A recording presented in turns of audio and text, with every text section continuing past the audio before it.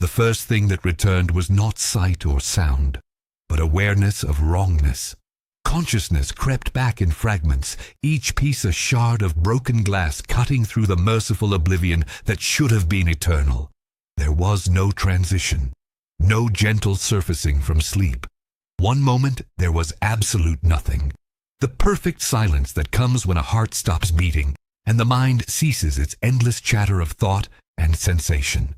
The next moment, awareness exploded back into existence with the violence of a dam breaking, and with it came the knowledge that something fundamental had been violated. The sensation was impossible to articulate, even to himself. It was as though every cell in his body was screaming a single message. This is not right. This should not be. Undo this terrible error. But there was no undoing it. Whatever had been done was complete, irreversible, and so profoundly wrong that reality itself seemed to recoil from his presence. His name surfaced from the chaos of returning consciousness. Aldrich Thorngage of Lordaeron, captain of the Silverhand's Third Company, veteran of the Second War, paladin. The words felt like anchors, fragments of identity he could cling to while the rest of him tried to understand what had happened. Memory came next, reluctant and painful. The siege of Andorhal. His company had been holding the eastern wall when the scourge attack came. Not ghouls and skeletons shambling mindlessly forward, but something worse, organized, tactical. The undead had hit them in 3 places simultaneously, coordinating their assault with an intelligence that should have been impossible for corpses. His men had fought well, had died well. The screaming. Gods. The screaming. He remembered Private Jaren going down under a mass of ghouls, his young face disappearing beneath grasping hands and gnashing teeth. Remembered Sergeant Kellum standing over a wounded soldier, holding the line until an abomination's cleaver split him from shoulder to sternum. Aldrich had lasted longer. His faith had been strong. The light had answered his desperate prayers, had flooded his limbs with holy strength, and turned his hammer into an instrument of radiant justice. He'd killed dozens of the undead, had stood as a bulwark while the civilians fled, had believed in those final moments that his sacrifice would mean something. Then something massive had hit him from behind. The impact had driven the air from his lungs and sent him sprawling. Before he could recover, skeletal fingers had wrapped around his ankle. More hands seized his arms, his legs, his throat. He'd called on the light one final time. He had felt it surge. And then claws had found his chest, had torn through plate armor like parchment. He'd felt his ribs splinter, felt hands reach inside his body and grasp things that should never be touched. The pain had been transcendent, beyond anything his nervous system was designed to process. His last coherent thought had been a prayer, not for deliverance, but simply for it to end. The prayer had been answered. The pain had stopped. Everything had stopped. So why was he aware now? Aldrich tried to open his eyes. The action seemed to take tremendous effort, as though his eyelids were made of lead. When he finally managed it, he immediately wished he hadn't. The world that resolved into focus was all wrong. Colors were muted, drained of warmth. Everything rendered in shades of gray and blue, as though he were viewing reality through ice. But the details, gods, the details. He could see every crack in the stone ceiling above him, every variance in texture, every microscopic imperfection in a way that should have been impossible. His vision had never been this sharp in life. Life, the word felt important, felt like something he should examine more closely. He became aware of his body by degrees. First, the absence of sensation. No heartbeat, no breath, no pulse of blood through veins. Those automatic processes that had run in the background of his consciousness for 32 years had simply stopped. Yet he existed. He was aware. He could feel the stone slab beneath him with unnatural clarity, could sense every point of contact between his body and the surface. The sensations were wrong, though. Too sharp, too precise, like his nerves had been rewired into some new configuration that processed input differently. Movement came next. He tried to lift his hand and found the action delayed, as though his mind had to travel a great distance to reach his limbs. But when the connection was made, his hand rose with startling smoothness. No tremor, no weakness, just pure mechanical motion. He held the hand before his face and stared at it. The skin was gray, not pale, not bloodless, but actually gray, the color of old ash. The veins stood out in sharp relief, black lines mapping pathways for blood that no longer flowed. When he flexed his fingers, the tendons moved beneath the skin with visible precision. He should have been horrified. The emotion was there, distant and muffled, but it couldn't seem to gain traction. It was like trying to feel fear through a thick blanket. He knew intellectually that he should be terrified, but the actual sensation kept slipping away before he could fully experience it. Ah, this one wakes quickly. The voice came from his left, dry and clinical. His mind is intact. Interesting. Aldrich turned his head. Smooth motion, no crack of vertebrae, no stiffness, and saw the speaker. A figure in necromancer's robes, the fabric stained with substances that made his dead stomach want to clench. The man's face was narrow, scholarly, with the kind of focused intensity Aldrich had seen in researchers and scribes. His eyes, though, his eyes burned with a terrible blue-green luminescence that marked all of the Lich King's servants. "Can you speak?" the necromancer asked, leaning closer. His breath smelled of formaldehyde and decay. "Do you understand language? Make a sound if you comprehend my words." Aldrich's throat worked. It felt strange, like using machinery that had been sitting idle too long. The word emerged as a rasp, barely audible. He tried again. "I understand." The necromancer smiled. The expression looked wrong on his face, as though his muscles had forgotten the proper configuration. "Excellent. Full linguistic function retained. Do you remember your name?" "Aldrich." The word came easier this time. "Aldrich Thorngage." "And do you remember dying?" "Aldrich Thorngage." The question should have been shocking. Instead, it was merely confirming what some part of him had already known. "Yes. Good. Very good. Most of them don't, you know. Most of the dead rise with their minds fractured, their memories shattered into fragments that can never be made whole.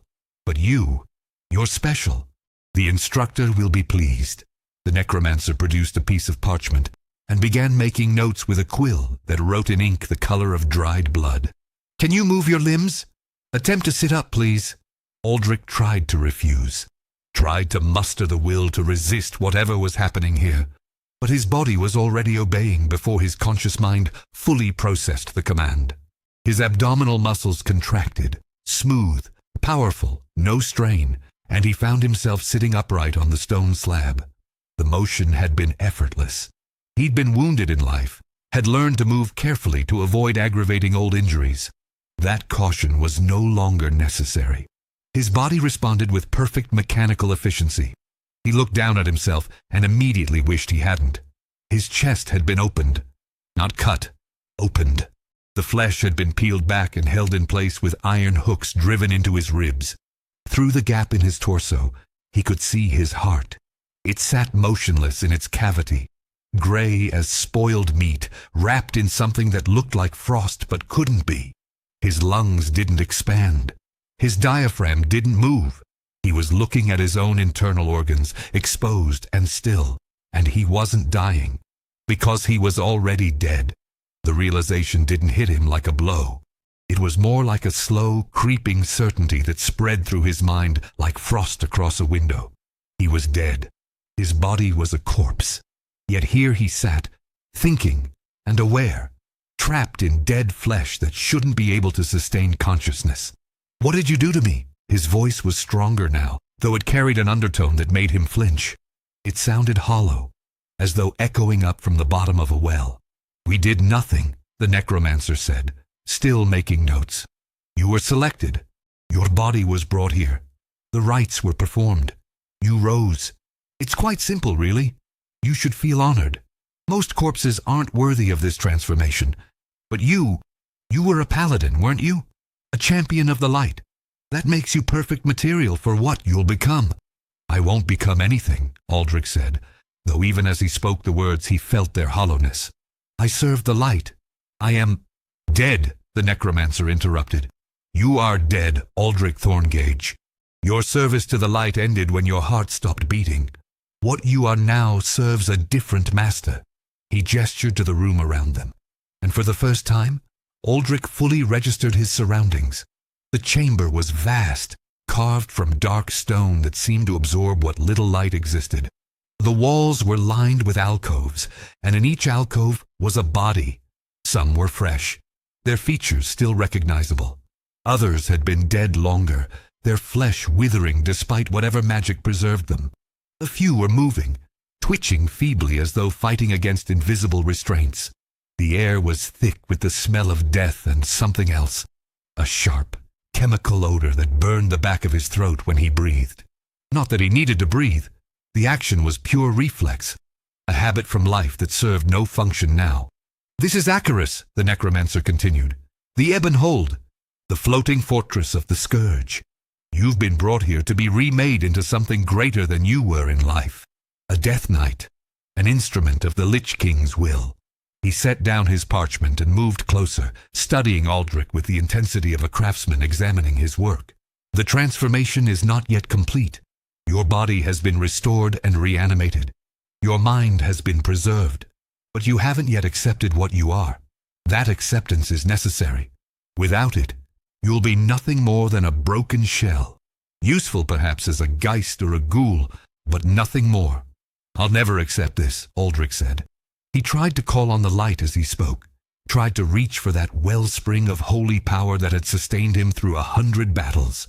The attempt was automatic, instinctive, like reaching for a weapon that should be at his belt.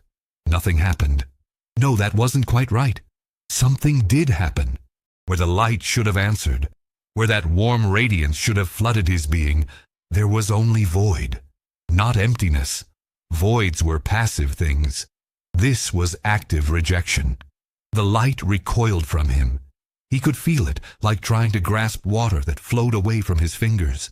The connection he'd spent years cultivating, the bond that had defined his entire adult life, was simply gone. The loss was worse than dying had been. It was amputation of something fundamental, the removal of a sense he'd relied on so completely that he'd never questioned its presence. A man born blind couldn't miss sight, but a man who loses his vision after 30 years knows exactly what's been taken from him.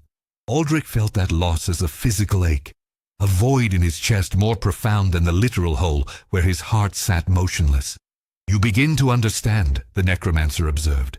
"The light cannot touch you now. You are anathema to it, unclean, profane. The holy energies that once answered your call now flee from your presence. That bond is severed forever." He paused, watching Aldrich's face with clinical interest. "How does it feel?" Aldrich wanted to scream, wanted to rage against the injustice of it. But the emotions, like everything else, felt muted, distant. He could identify them intellectually. Grief, anger, despair, but he couldn't fully access them. It was as though his capacity for feeling had been damaged along with everything else. "It feels," he said slowly, "like nothing." "Perfect," the necromancer said, smiling that wrong smile again. "The emptiness is where your new power will grow. You served the light once. Now you'll serve something greater, something eternal. The Lich King sees all, knows all, commands all. He is the master of death itself, and you, Aldrich Thorngage, will be his instrument." Before Aldrich could respond, iron hands seized him from behind. He tried to resist, but his body wouldn't obey. Strong arms lifted him from the slab. He was vaguely aware that he should weigh more, that dead weight was called that for a reason, but he felt light, almost hollow, and carried him from the chamber. The necromancer followed, still making notes on his parchment. They moved through corridors that twisted like intestines through Acheris's bulk. The architecture was wrong in ways Aldrich's mind struggled to process. Angles that shouldn't be possible. Spaces that seemed larger on the inside than outside. Stairs that doubled back on themselves in configurations that defied geometry. And everywhere, the dead. Bodies in various states of decomposition lined the halls. Some were being worked on by necromancers and their assistants, cut open and examined, rearranged and reformed. Others shuffled past on unknown errands, their eyes empty or burning with the terrible blue light. The sounds were worse than the sights. Wet sounds of flesh being manipulated, the scrape of bone on stone, whispered incantations in languages that predated human civilization. Aldrich was brought to a different chamber, smaller than the first. This one contained what looked like surgical equipment, though designed for purposes beyond medicine. Restraints hung from the ceiling. Tables were fitted with straps and clamps.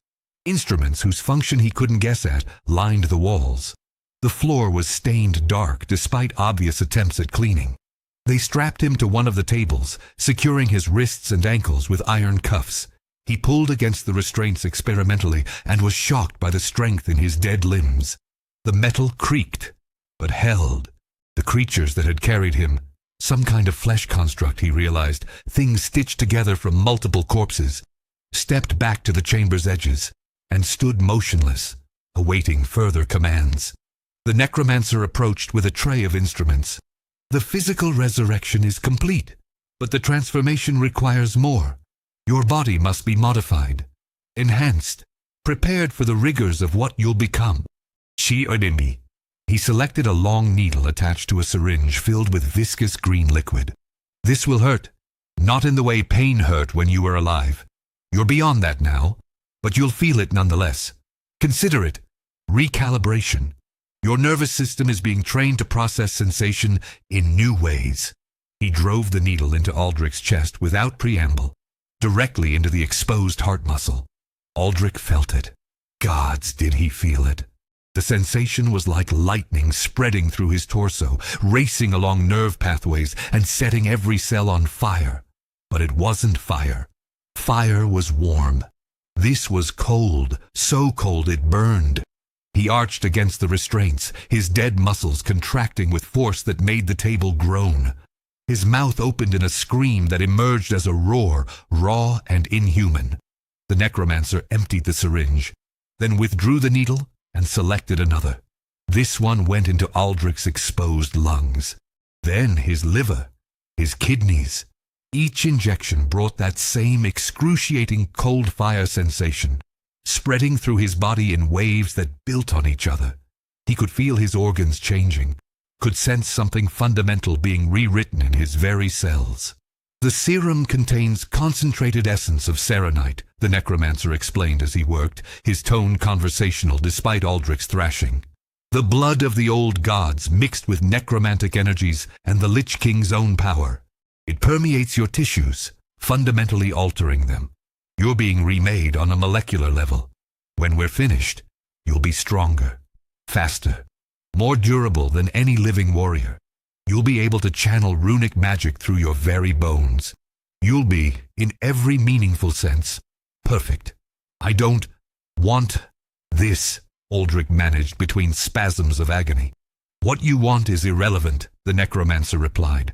You were chosen. The process is already complete. Fighting only makes it more painful. Accept what you're becoming. Embrace it. The sooner you do, the sooner the pain will end. But Aldrich couldn't accept it.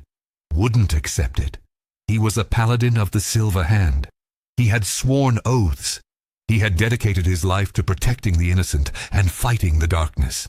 This was everything he'd opposed made flesh.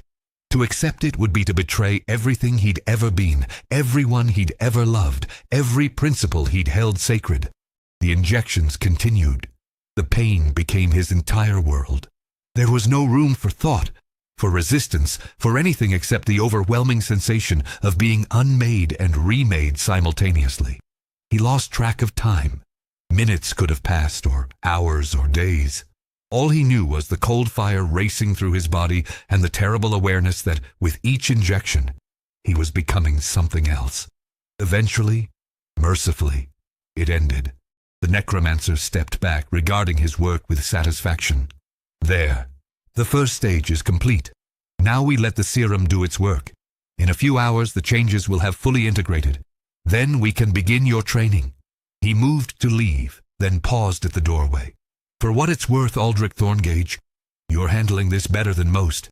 Many of the strong ones try to end themselves at this point. They attempt to damage their bodies beyond repair, to force a true death. It never works. We can always resurrect you again, and again, and again, however many times it takes. Learn from their mistakes. The sooner you accept your fate, the less you'll suffer. Then he was gone, and Aldrich was alone with the pain. Time became meaningless. He hung in the restraints as the serum worked through his system, reshaping him from within. He could feel it happening, could sense his muscles rebuilding themselves, denser and stronger than before, could feel his bones hardening, becoming reinforced with minerals that shouldn't exist in living tissue. His nervous system was being rewired, new pathways forming that connected directly to the runes that had been carved into his skeleton during the resurrection process. Most disturbing was what was happening to his mind. His thoughts were changing, becoming sharper, but also colder. The emotional turbulence that had defined his first hours of awareness was fading, replaced by something calmer, more focused. He could still remember who he'd been, but those memories felt increasingly distant, like recalling events from childhood. Technically his experiences, but no longer feeling entirely real.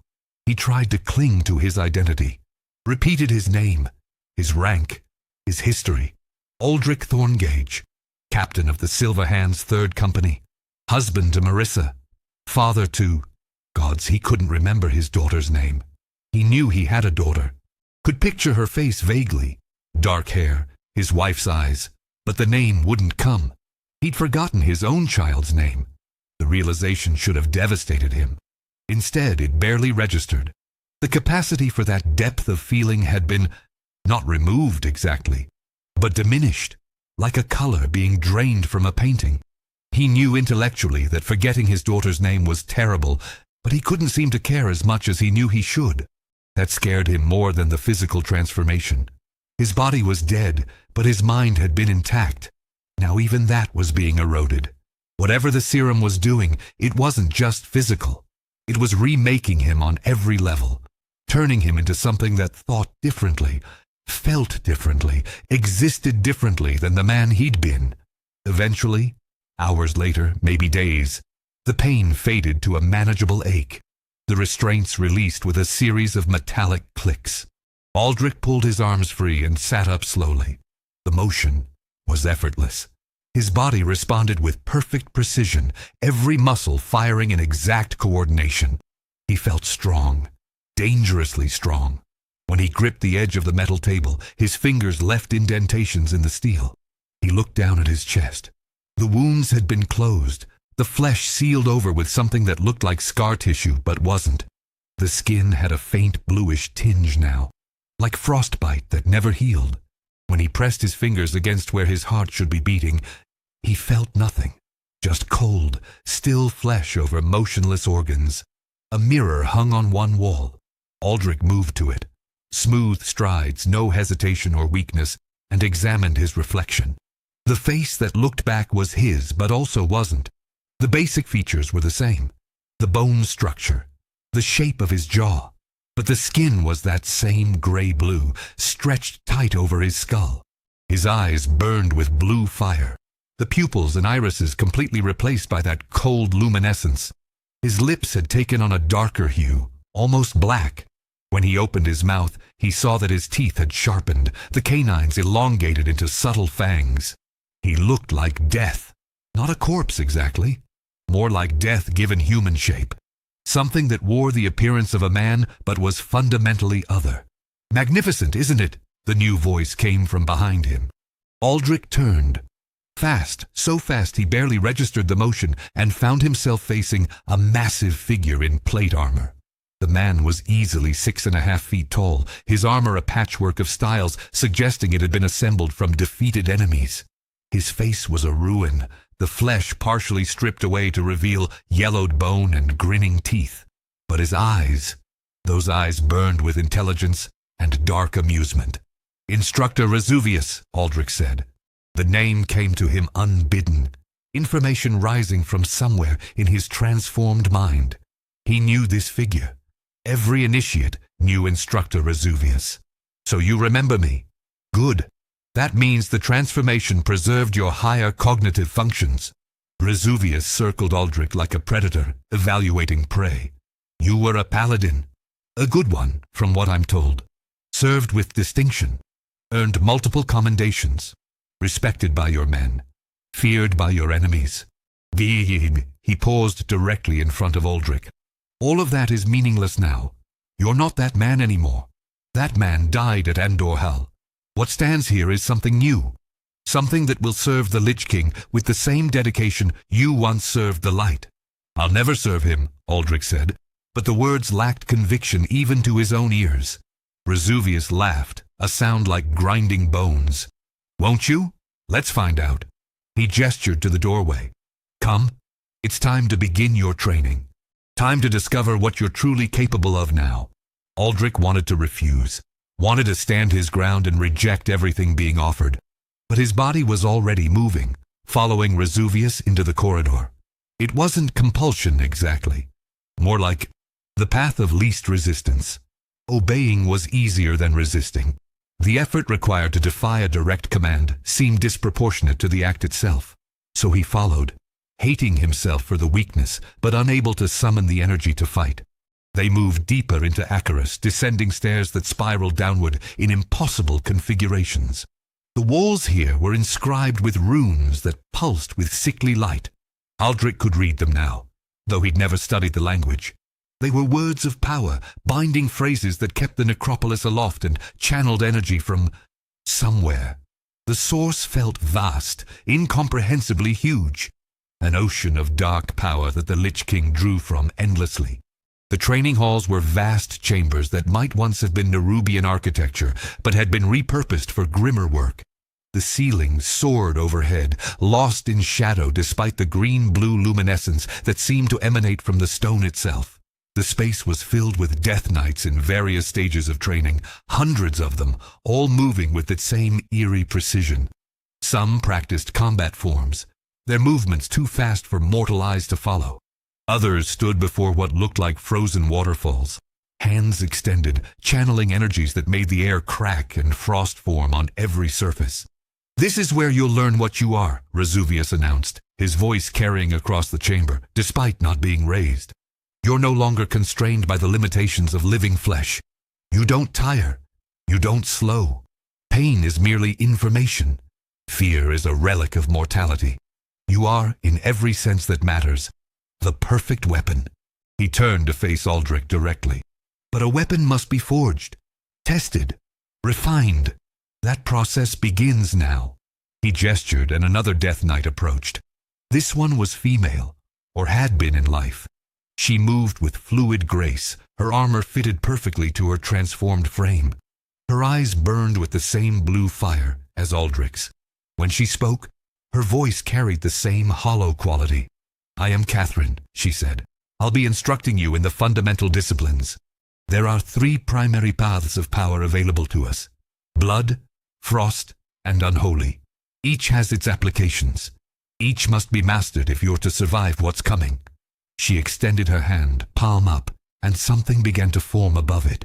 Ice crystallized from nothing, building itself from moisture in the air, or perhaps from pure magical will. It wasn't normal ice. The structure was wrong. The crystals too perfect, glowing with inner light.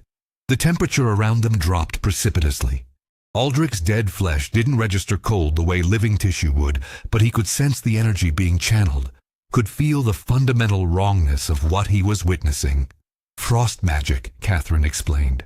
The power to freeze, to slow, to encase your enemies in ice and shatter them like glass.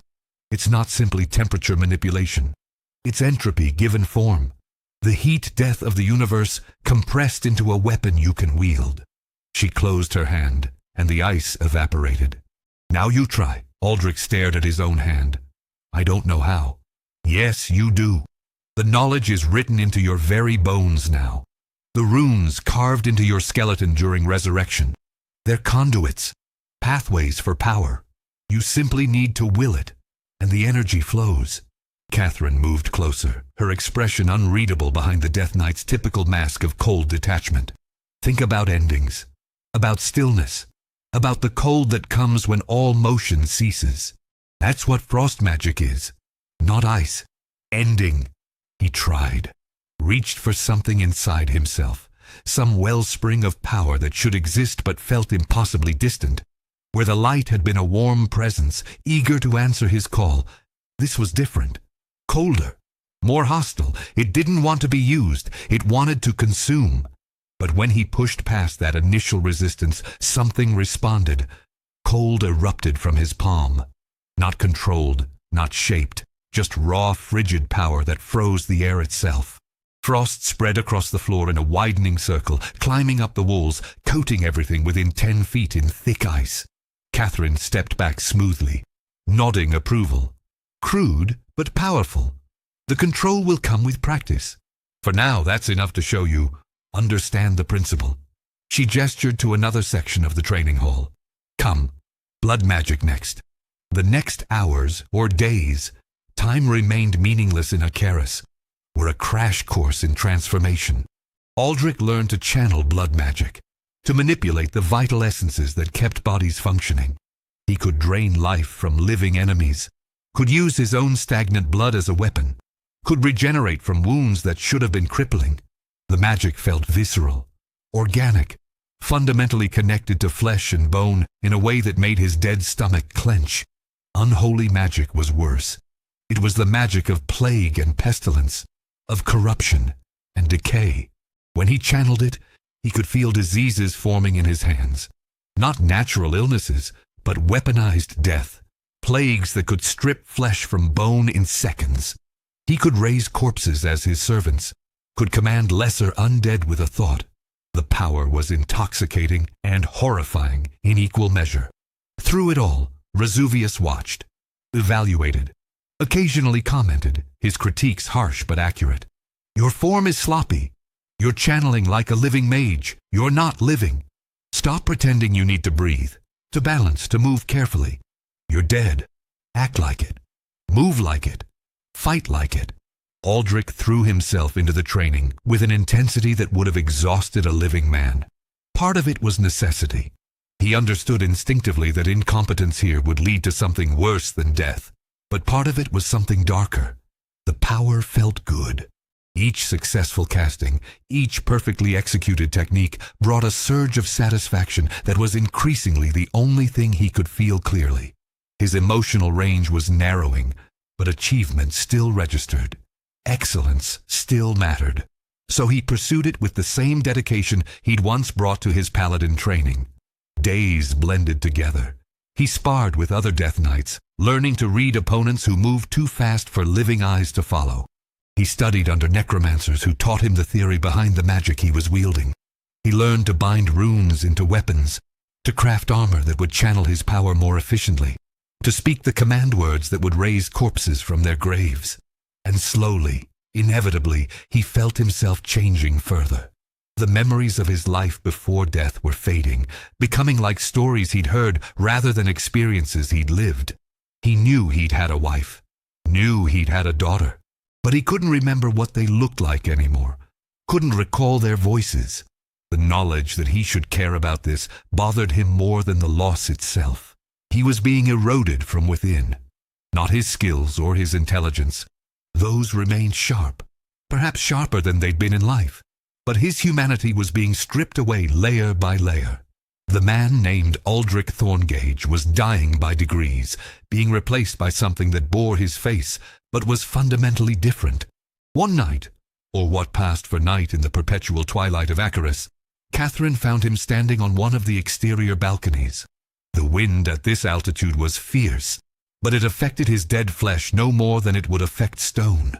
Below, the plague lands spread away in every direction, a testament to the scourge's dominion. You're thinking, she observed, moving to stand beside him. That's dangerous. What did you do? Aldrich asked. Before I died? She was quiet for a moment.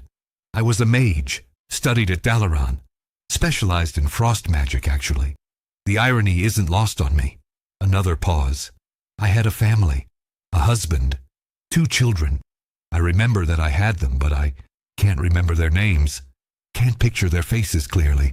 It's like looking at paintings that have been left in the sun too long. The colors are faded. The details are blurred. Does it bother you? Aldrich asked. It should. I know it should. But it doesn't. Not really. I feel a sort of distant regret. like mourning something that happened to someone else. She turned to look at him, her burning eyes meeting his. That's what we are now, echoes of who we were. The transformation doesn't just change your body. It changes your capacity to feel, to connect, to care about anything except the mission. It makes you efficient, focused, perfect for what we're being trained to do. Fight for the Lich King, Aldrich said flatly. Slaughter for the Lich King, Catherine corrected. Don't dress it up. We're not soldiers. We're not knights in any meaningful sense. We're weapons, instruments of death. That's our purpose now. You can fight it, but fighting just makes it harder. Accept what you are. Use the power you've been given. At least then you might find some satisfaction in the perfection of execution. She left him alone with those thoughts. Aldrich stood on the balcony for hours, watching the undead swarm across the plague lands below. Thousands of them. Hundreds of thousands. An army of death that grew larger every day. And he was part of it. A piece of a vast machine designed for the singular purpose of ending all life. The thought should have filled him with despair. Should have driven him to find some way to resist, to fight, to at least die trying to oppose this corruption. But the capacity for that kind of passion was gone. In its place was only a cold assessment of facts and a growing acceptance that Catherine was right. Fighting was pointless. He was dead. His old life was over. The connections he'd valued had been severed. All that remained was what he was now and what he could become. It wasn't acceptance exactly. More like resignation. The realization that some things couldn't be changed, couldn't be fixed, couldn't be undone. He was a death knight. Would always be a death knight. The sooner he embraced that reality, the easier existence would become. The moment of that realization felt significant, like crossing an invisible threshold. Something inside him relaxed. The constant low-level resistance he'd been maintaining since awakening simply stopped. He was still himself in the ways that mattered. His intelligence, his tactical thinking, his drive for excellence. But the part of him that had been screaming in horror at what he'd become, finally, went quiet. In the silence that followed, he could hear something else. A voice. Not audible exactly. More like a pressure in his mind, a presence that was simultaneously vast and focused directly on him. The Lich King. He could feel the entity's attention settling over him like a physical weight. Aldrich Thorngage, the voice resonated in his skull, each syllable carved into his consciousness. You have accepted what you are. Good. You will serve me well. It wasn't a request, wasn't even truly a command. It was simply a statement of fact, delivered with the certainty of inevitability. Aldrich felt something shift inside him, like a lock clicking into place. The resistance that had remained, the tiny kernel of defiance that had insisted he would never truly serve the scourge, simply evaporated. In its place was purpose, direction. The Lich King wanted him to serve, and serve he would, because that was what he existed to do now. The realization should have horrified him. Instead, it brought relief. The constant internal conflict was over. He knew what he was. He knew what he would do. The uncertainty was gone, replaced by terrible clarity. He was a Death Knight, an instrument of the Lich King's will, and he would excel at it with the same dedication he'd brought to every challenge in his life and death. The next day, Vesuvius called him to the armory. The chamber was vast, filled with weapons and armor of every description. But in the center stood a single sword, mounted on a stand as though awaiting him specifically. This is yours, Vesuvius said. A rune blade. It's been forged specifically for you, tempered in the blood of 100 sacrifices, inscribed with runes of power. But it's not yet complete. A rune blade must be bound to its wielder. It must taste death. It must be baptized in murder. He gestured, and guards dragged forward a prisoner. A human woman, middle-aged, wearing farmer's clothes. Her eyes were wide with terror, but she'd been gagged. Couldn't scream, couldn't plead. Vesuvius placed the sword in Aldrich's hands. The weapon felt perfect. Weight, balance, edge. It was an extension of his arm, responding to his will before he even consciously moved it. Killer, Resuvius commanded. "Feed her soul to the blade. Complete the binding." Aldrich looked at the woman, saw the tears streaming down her face, saw her trying desperately to beg through the gag. In life he would have refused, would have thrown the sword down and accepted whatever punishment came. He'd sworn oaths to protect the innocent. This woman was innocent, but that man was gone. Aldrich raised the sword. The woman closed her eyes. The blade fell with perfect precision, and her head separated from her body before she could even register the motion. As her corpse collapsed, something flowed from it. Essence, soul, life force, whatever name one wanted to use for the fundamental spark that separated the living from the dead. The rune blade drank it eagerly. Aldrich felt the weapon come alive in his grip, felt it bond to him on a level deeper than mere physical connection. The sword was part of him now, an extension of his will made manifest in steel and dark magic. He felt nothing about the kill except professional satisfaction at the clean execution. The woman's death didn't register as murder in his mind. It registered as function, the completion of necessary work. He'd done what was required with perfect efficiency. That was all that mattered. "Excellent," Resuvius said. "Now you are truly one of us. A death knight of Acheris, a herald of the scourge." He clapped Aldrich on the shoulder with genuine approval. "Your training is complete. You're ready for deployment. The Lich King has plans for his new champions, plans that will shake Azeroth to its foundations. And you, Aldrich Thorngage, will be instrumental in those plans." Aldrich said nothing, simply held his rune blade and waited for his orders. He was a weapon now. Weapons didn't question. They simply cut what they were pointed at, and he would cut with perfect, terrible efficiency until there was nothing left to cut. Character count? 30,147, continuing to reach 60,000. The deployment came 3 days later. Aldrich assembled with the other Death Knights in Acheris's Great Hall, a chamber so vast its far walls were lost in shadow. They stood in perfect ranks, hundreds of them, each clad in armor, inscribed with runes that pulsed with power. Their rune blades hung at their sides, weapons that hungered for death as much as their wielders did. Instructor Resuvius addressed them from a raised platform. "The Lich King has commanded the extermination of the Scarlet Crusade presence in the Plague Lands. You will descend upon the Scarlet Enclave. You will kill everyone you find. Men, women, children, it doesn't matter. Leave no one alive. Show them what it means to oppose the scourge. Show them that death is inevitable, and that even their precious light cannot save them." Aldrich felt a spike of something that might have been emotion at the mention of children, but it faded almost instantly. Children were just smaller targets, easier to kill, nothing more. They departed Acheris on skeletal horses that breathed frost and left hoarfrost in their wake.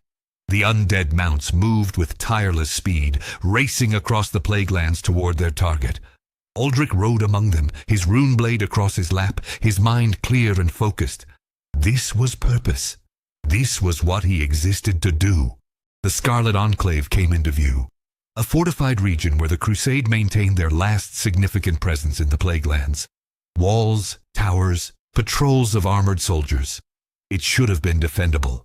Against a conventional army, it might have held. But the Death Knights weren't a conventional army.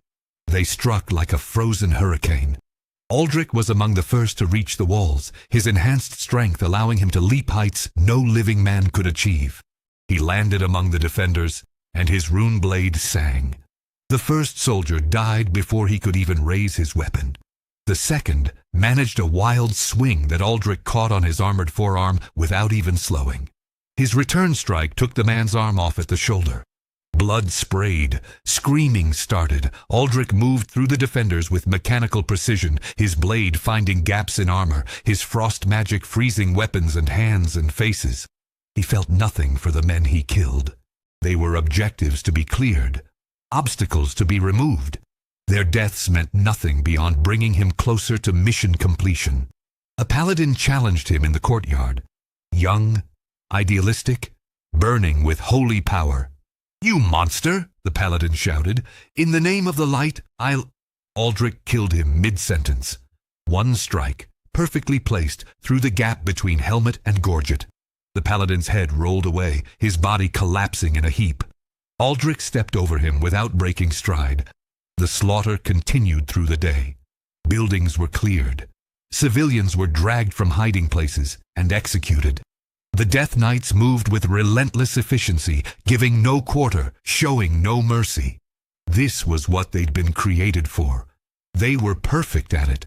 Aldrich found himself in a house where a family had been hiding. Mother, father, 2 small children. They huddled in a corner, the parents trying to shield their children with their own bodies. The mother was crying silently. The father held a kitchen knife with trembling hands, knowing it was useless but unable to simply give up. Aldrich looked at them and felt nothing. They were targets. Their deaths were required. That was all. He raised his rune blade. The father lunged forward in a desperate last stand. Aldrich sidestepped easily and cut him down. The mother screamed. The children started sobbing. Aldrich killed them all in quick succession. Efficient, clean, the rune blade drank their souls, and Aldrich felt it grow stronger in his grip. He moved to the next house, the next target, the next execution. By nightfall, the Scarlet Enclave was silent. Every living soul had been killed or had fled beyond the Death Knight's reach. The streets ran with blood. Bodies lay everywhere, many frozen in their final moments by frost magic, others torn apart by dark energies. It was complete devastation. Total victory. Aldrich stood in the town square, his armor painted with blood that was already freezing in the unnatural cold he radiated. Around him, his fellow Death Knights secured the area, dragging corpses into piles for later resurrection. They'd killed hundreds, perhaps thousands, and Aldrich felt nothing about it except professional satisfaction at a job well done. "Excellent work," Catherine said, approaching him across the blood-slicked stones. Her own armor was similarly decorated. "You're adapting well. Most new Death Knights retain enough hesitation to slow them down. You've fully embraced what we are." "I'm efficient," Aldrich replied. "Efficiency is all that matters now." Spoken like a true Death Knight. She gestured to the carnage around them. "This is what we'll do to all of Azeroth, town by town, city by city, until the living are extinct and only the scourge remains. The Lich King's grand vision made manifest, and we're the instruments that will make it real." Aldrich nodded. It seemed like a reasonable goal, achievable with sufficient force and proper application. The living resisted, but they were weak, mortal, breakable. The scourge was eternal. In a war of attrition, there was only one possible outcome. He was ready to continue, ready to kill as many as necessary, ready to serve the Lich King with the perfect loyalty of a weapon that knew nothing except its purpose. The thought should have horrified the man he'd been. Instead, it brought Aldrich Thorngage, Death Knight of Acheris, Herald of the Scourge, a cold and terrible satisfaction. He was finally what he'd been meant to be, perfect in his function, flawless in his execution, and absolutely, irretrievably lost to everything he'd once held dear. This was what it meant to be turned into a living weapon of the Lich King. Not just the transformation of flesh into undeath, but the transformation of mind, of purpose, of every aspect of self, until nothing remained except the weapon. And the weapon was satisfied with what it had become.